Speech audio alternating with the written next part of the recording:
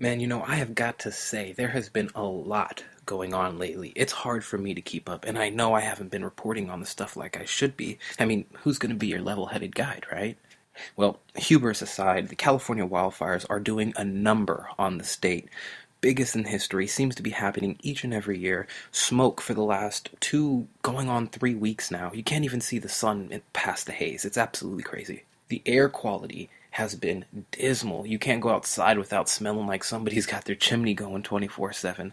I even started getting a tickle in the back of my throat not long ago, just the other day. The destruction of these fires are a sight to behold. Very selective wildfires, if you ask me as well. But let's set that aside for now, because you guys are being played. Matter of fact, we're all being played, but I think it's just those who aren't savvy to it. They aren't aware of what's going on that really suffer the consequences here. So I've heard about Alex Jones, and I'm not going to hop on the bandwagon and talk about it like everybody else has. I will mention this, though. I will mention that this is an infringement on free speech, and I don't agree with everything he says. Any good researcher probably doesn't agree with what another researcher has to say. Now, whether you agree whether he's a researcher or not, again, you could take that up on your own time. What I'm seeing is this pattern starting to emerge where the alternate view, conspiratorial, truther world, whatever you want to call it, is starting to mesh and blend in with the mainstream, but not in a good way. It's starting to manifest itself where the mainstream is able to hijack the narrative and control how the conversation evolves. That is dangerous. We all know that Alex Jones for a long time now has been representing the alternative right community, the conspiratorial community, or the alternate view. Pick your verbiage, right? Personally, I like calling it the alternative view community because truth or conspiratorial, that stuff is often demonized and lumped in wholesale with other characteristics that don't define what others like me are trying to accomplish here. The fact is, Alex Jones represents, at least to the people who are uninformed, a community of people who aren't satisfied with the status quo, who are upset with the way things have been going, and have seen obvious ways in which we've been lied to throughout the years.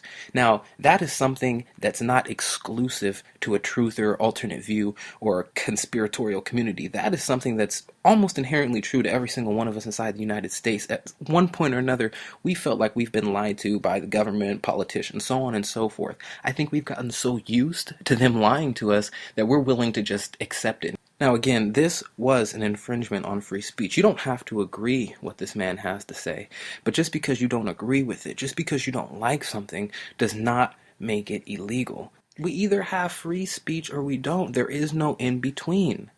I'm going to get candid here. I'm an African American.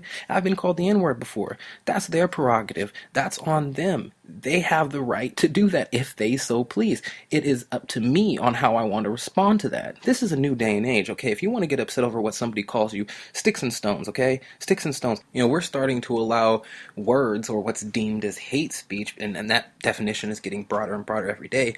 We're allowing that to dictate policy, legislation, all of the above. I mean, most of my listeners and subscribers probably already know this, but in the United States, and this is a Google search away, you can get fined, lose your job, and they're even pining for you going to jail for using the wrong pronoun for somebody. I'm not kidding you. If someone looks male, but they identify as female, and that's the way that they want to be characterized, you are the bigot for not understanding that. You may have spent the last 39, 50 years of your life being accustomed to knowing the difference between male and female night and day, but now they're making so many gray areas, it doesn't even make sense. One day a man can decide to be a woman, the next a woman can decide to be a man, and you're the criminal. It's on you for being so morally reprehensible as to not be knowledgeable of this. Right? Okay? The problem is you, not these new age fantastic and nebulous ideas. You. Just give everybody an identity to subscribe to, so we don't have to be exclusive in this society. And if you don't agree, or if you go against the standard model, you're a conspiracy theorist. Okay, you're alt-right. You have no real relationship to reality, and that's what's happening with this Alex Jones, QAnon, and Anonymous debacle. Yeah, I know about all that too. Again, I haven't had the chance to report on this stuff, because California Carter very soon might not be California Carter. Not because I'm getting shut down or anything, although once I pick up enough subscribers, that's probably going to be the case. But I'm looking to leave the state. If you've seen my series, Bye Bye California, and it's a series of videos, and I'm still not done with it, but if you've seen those, then you kind of get the idea of why. And it's not that I'm trying to run away from anything. I'm looking for something that's more in line with my current beliefs, more in line with who I am presently today. Not only that, but we don't live out here in California when you're not rich. We survive. But yes, you either toe the main line or you get tossed somewhere in fetters of societal scorn. And I'm gonna have to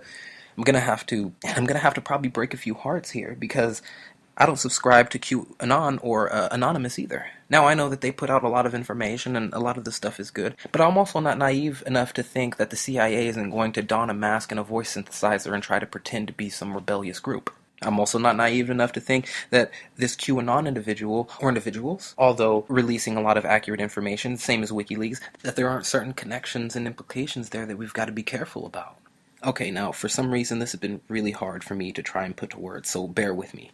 There has been this wedge being driven between QAnon and Anonymous supporters. Anonymous even addressed QAnon in this quirky little video that they made. I think I will just leave a link for that video in the description below. But really, what I see manifesting here is the mainstream news media is starting to absorb alternative media narratives to supplement some of their viewership, but demonizing narratives that aren't congruent with their values. So really, you've got this group of independent journalists and activists who are actively trying to find the truth in this sea of lies being espoused by our government politicians and state-sponsored media, all the while being galvanized against their own communities because of what I believe to be bad actors and the fringe sects, so to speak. Basically, what I'm saying is, I think that there is a legitimacy to both QAnon and Anonymous, but that those entities have been infiltrated with agent provocateurs or bad actors, whatever you want to call them, to usurp the movement. Not to completely stop them, but to use them to their advantage. That's the problem with these groups and their supporters. They often get too lost in the cause without scrutinizing the information for themselves, the situation for themselves.